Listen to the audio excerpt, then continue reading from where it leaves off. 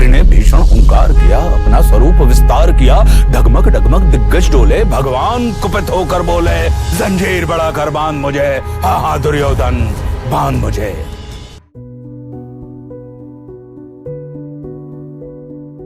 आज मैं बात करना चाहता हूं कृष्ण के बारे में, लेकिन उस कृष्ण के बारे में नहीं जिसको आप जानते हैं। जिस कृष्ण की हम सब पूजा करते हैं वो असली कृष्ण नहीं है। इसलिए हमारी सारी पूजाएं, हमारी सारी प्रार्थनाएं, हमारे सारे ध्यान असफल हो जाते हैं। मैं आपसे असली कृष्ण के बारे में बात करना चाहता हूं। जब आप कृष्ण के बारे में सोचते हैं तो आपके मन में क्या चलता है? कौन सा रूप? मोरपंखी, बांसुरी, नाचने वाला, चक्रधारी, विश्वरूप, वो सब पास्ट में कभी हुआ होगा, लेकिन फिलहाल वो कल्पना है। इसको मैं कहता हूं कॉन्सेप्ट। जब भी कोई स्पिरिचुअल टीचर किसी को कुछ पढ़ाता है तो वो अपने कॉन्सेप्ट के हिसाब से पढ़ाता है और फिर उसमें से निकलता है एक क्रीड, एक कल्ट। लेकिन कृष्ण ने कभी कोई कल्ट नहीं बनाया, वो हम लोगों ने बनाया। आज दुनिया भर में जो ढेर सारी ऑर्गेनाइजेशंस हैं जो कृष्ण के नाम पे चल रही हैं, वो सब कृष्ण की कॉन्सेप्ट पर बेस्ड है, ना कि रियलिटी पर। जब हम कॉन्सेप्ट के ऊपर बेस्ड होते हैं तो ऐसा है जैसे कि आप पानी के ऊपर अपना घर बना रहे हैं। हम फॉलो करते हैं रिचुअल्स और इसीलिए हमको धीरे धीरे उनकी आदत पड़ जाती है और हम शांत नहीं रह पाते। जो कृष्ण असल में थे वो सभी कॉन्सेप्ट से फ्री थे, सभी आइडियाज से फ्री थे। वो जब सोचते थे तो केवल रियलिटी को सोचते थे, उसको जीते थे जो इटर्नल है। हम सब लोग इस शरीर में जीते हैं, अपने सांस को लेते हैं और उसकी मदद से हम अपने विचारों को मूव कराते हैं। फिलहाल जो आप मेरी बात सुन रहे हैं ये एक शरीर है, उसके अंदर प्राणों का मूवमेंट है और उसके अंदर में विचारों का मूवमेंट है और ये एक तरह का बंधन है। हम सबके सब शरीर से बंधे हुए हैं, लेकिन कृष्ण किसी शरीर से नहीं बंधे हुए थे। वो शरीर के साथ एसोसिएटेड थे लेकिन बंधे हुए नहीं थे। हम में से बहुत कम लोग हैं, बहुत रेयर, जिनको 24 घंटे पता होता है कि ये शरीर चेतना की वजह से, कॉन्शियसनेस की वजह से जिंदा है। लेकिन शरीर का एक पार्ट है जो रोज थोड़ा थोड़ा बूढ़ा होते जाता है। उसका नेचर है, क्योंकि उसको टाइम के साथ लॉक कर दिया गया है। हमारे अंदर में दो पार्ट्स हैं, एक जो कॉन्शियसनेस से कनेक्टेड है, रियलिटी से कनेक्टेड है, और एक जो टाइम से कनेक्टेड है, जो झूठ से कनेक्टेड है। और वो झूठ बनाता है मेमोरीज, और वो मेमोरीज जब दिमाग में चलती है तो एक एनर्जी क्रिएट करती है, झूठ की एनर्जी। और फिर हम लोगों को लगता है कि हम शरीर हैं, हम शरीर हैं, हम शरीर हैं। जब आपके मन में एक छोटा सा थॉट चलता है, ऐसा थॉट जिसकी कोई ज़रूरत नहीं है, एक ऐसा इमोशन जिसको आप मिस कर रहे हैं, जो अभी नहीं है, तो वो है एक झूठ। वही है जो आपको बॉडी बना रहा है। लेकिन कृष्ण शरीर नहीं थे, बल्कि कहना चाहिए कृष्ण शरीर नहीं है। आप तो हैं, इसलिए आप जब कुछ करते हैं उसकी मेमोरी बनती है और उस मेमोरी का एक बहुत ही खराब साइड इफेक्ट बनता है। आपको एक डूअरशिप की फीलिंग आने लगती है। आपको लगता है कि मैंने ये किया है। जब आपको ये फीलिंग आती है कि आपने कुछ किया है तो उसका प्रतिफल बनता है, और इस तरह से आप इस फिजिकल वर्ल्ड में फंसते जाते हैं। और यहां पर आपको फंसाने के लिए दो हुक्स हैं, एक सफरिंग का और एक लैक ऑफ सफरिंग का। इस दुनिया में जीना ऐसा है जैसे कि कोई इंसान कोई गेम खेल रहा है, कोई क्रिकेट खेल रहा है या कोई फुटबॉल खेल रहा है। क्रिकेट में लोग रन बनाते हैं और आउट होते हैं, फुटबॉल में लोग गोल्स बनाते हैं और फाउल्स होते हैं। ऐसे ही इस फिजिकल वर्ल्ड में हम लोग सो कॉल्ड अच्छे कर्म करते हैं और बुरे कर्म करते हैं, लेकिन वो सब का सब कनेक्टेड है हमारा मेमोरीज के साथ, ओवर डिपेंडेंस। जब भी आपके मन में ये थॉट आता है कि मैं ये शरीर हूँ, मैंने ये किया या किसी ने मेरे साथ ये किया, मतलब कुछ गलत या सही किया, तो वो है एक्सटर्नल नॉलेज। वो ऐसा मान के चलिए जैसे आपने अपने एक्टिविटीज की एक फोटो खींच ली, एक सेल्फी खींच ली और चिपका दिया। वो रियलिटी नहीं है, वो केवल और केवल एक्सटर्नल नॉलेज है। जो असल में कृष्ण है वो इंटरनल डायरेक्ट नॉलेज है, डिवाइन का डायरेक्ट एक्सपीरियंस।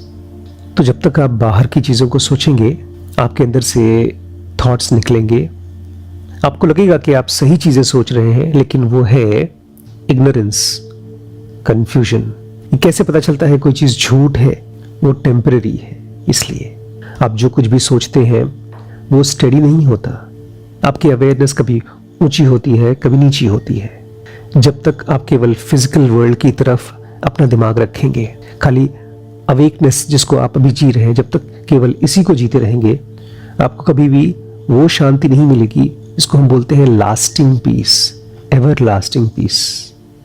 इसलिए आप जो कुछ भी नहीं है, हर चीज की जब आपके मन में थॉट बने या एक इमोशनल रिएक्शन बने, उसको मन ही मन डिस्कार्ड करिए।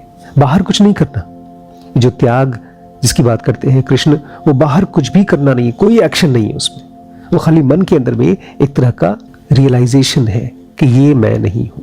कभी शर्ट पहनते समय आपने गलत बटन बंद कर लिया, आप देखते हैं तुरंत उसको बदल देते हैं, लेकिन जो बटन चेंज करने की शुरुआत होती है वो रियलाइजेशन से होती है। तो जैसे ही आप अपने मन के अंदर में एक थॉट को देखते हैं, उसको पहचान लीजिए कि ये टेम्पररी है, इसलिए मैं नहीं हूं। ये बोलने की जरूरत नहीं है, खाली रियलाइज करने की जरूरत है। और आप धीरे धीरे उस पीस की तरफ आना शुरू कर देंगे जो आप हैं।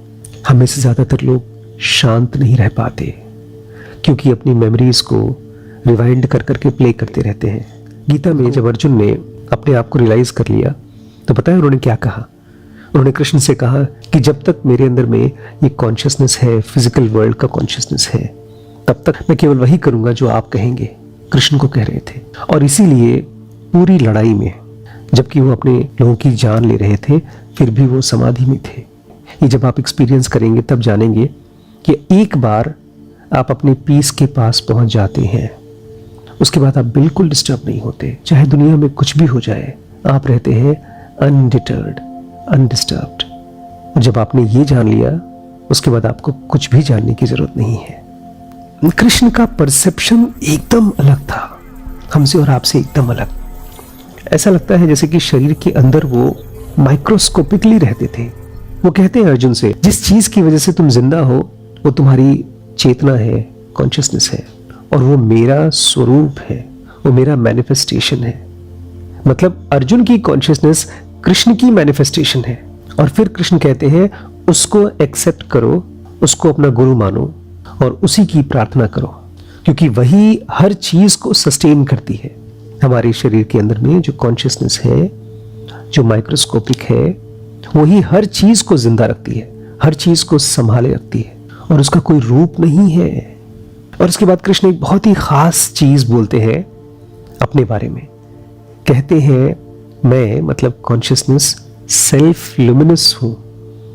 मैं खुद में अपने आप को जानता हूं, मतलब मैं खुद को मैं ही जान सकता हूं। हम तो शरीर को भी नहीं जान सकते। हम अपने आसपास लोगों को देखते हैं तो उनको भी नहीं जान सकते। हर चीज के बारे में गेस करने की कोशिश करते हैं। लेकिन कृष्ण जो एलिमेंट है वो सेल्फ ल्यूमिनस है, वो खुद को जानते हैं और कोई उनको नहीं जानता। और ये हम सब की लाइफ में आता है अनइनवाइटेड। इसको हम बुलाते थोड़ी हैं, क्योंकि वो हमारा स्वरूप है, वही हम हैं। और जो आदमी इस चीज को रियलाइज कर लेता है वो आनंद में रहता है, और उस आनंद का किसी और चीज के साथ कोई कंपैरिजन नहीं है। सारे स्क्रिप्चर्स उसी का गुणगान करते हैं, उसी से सबको एनलाइटनमेंट मिलता है। वही सबका गुरु है, वही है जिसकी वजह से आपकी जुबान में स्वाद है, आपके कानों में सुर है, आपकी सांसों में खुशबू है। और जब ये महीन बारीक कॉन्शियसनेस जब इस शरीर को छोड़ के चली जाती है तो हम कहते हैं उसकी मौत हो गई है। कृष्ण इसको सेल्फ सेंसिंग भी कहते हैं, कि वही एक एलिमेंट है जो हर चीज को सेंस कर सकती है। इस हाथ से जब मैं इस हाथ को टच करता हूं तो मैं सेंस कर रहा हूं। इस हाथ से इस प्लास्टिक के टुकड़े को टच करता हूं तो मैं इसको फील कर रहा हूं, सेंस कर रहा हूं। लेकिन ये हाथ इसको नहीं सेंस कर रहा है।